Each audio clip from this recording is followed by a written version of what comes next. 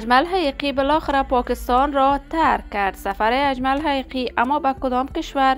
خیانت بزرگ اجمل حقیقی برای منیژه جمال و گریه های جانسوز منیژه جمال برای اجمل حقیقی که اصلا باورتان نمی شود.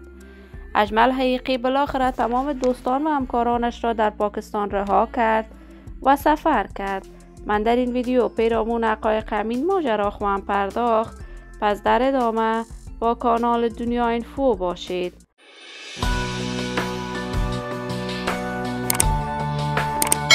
سلام و سلامتی ایام به کامتان باد. شما را خوش آمدید میگم به یکی دیگر از ویدیوهای جذاب کانال دنیا اینفو. برای دوست شدن با این کانال علامت سابسکرایب را فشار دهید تا از ویدیوهای دیگر کانال دنیا اینفو هم آگاه شوید.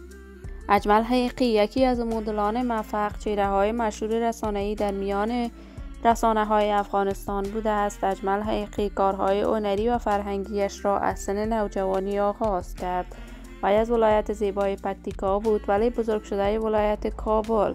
اجمل حقیقی در افغانستان یگانه مدل بود که به طور رسمی کارهای مدلینگش را ادامه میداد و همیشه میخواست فرهنگ لباسهای افغانی را برای مردم جهانیان به نمایش بگذارد.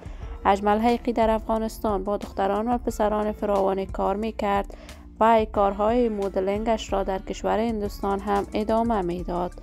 اجمل در افغانستان چینل یوتیوب داشت و برنامه‌های شخصیش را در چینل یوتیوبش نشر میکرد. اجمل حقیقی بعد از روی کار آمدن گروه طالبان برای مدت 6 ماه زندانی شد. وی به کشور پاکستان رفت و جدیداً تصاویر اجمل حقیقی در صفحات مجازیش نشر می شود که وی پاکستان را به مقصد دیگری ترک کرده است، ولی تا کنون معلوم نیست اجمل حقیقی به کدام کشور رفته است. ولی دوستانش و شمول منیژه جمال برای ترک کردن اجمل حقیقی تمام دوستانش گریه کرده است و اجمل را خائن خطاب کرده است. ولی این را همه می‌دانند کشورهای غربی خیلی مشکل است تا نفر دیگری را با خود عمل کند. ولی من آرزوی خوشبختی و سعادت برای اجمل حقیقی در زندگی نوش هم از خداوند متعال در کشور جدید آرزو دارم. عزیزان و دوستان خوبم، شما هم نظریات نیکتان را در بخش کامنت با من شریک بسازید.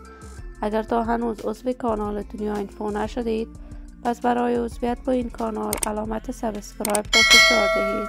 صحت و سلامتی برای شما نازنینان از بارگاه عزت الله عزال تمنا دارم. تا درودی دیگر همه شما خوبان را به الله منان سپرده موفق و کامیاب باشید.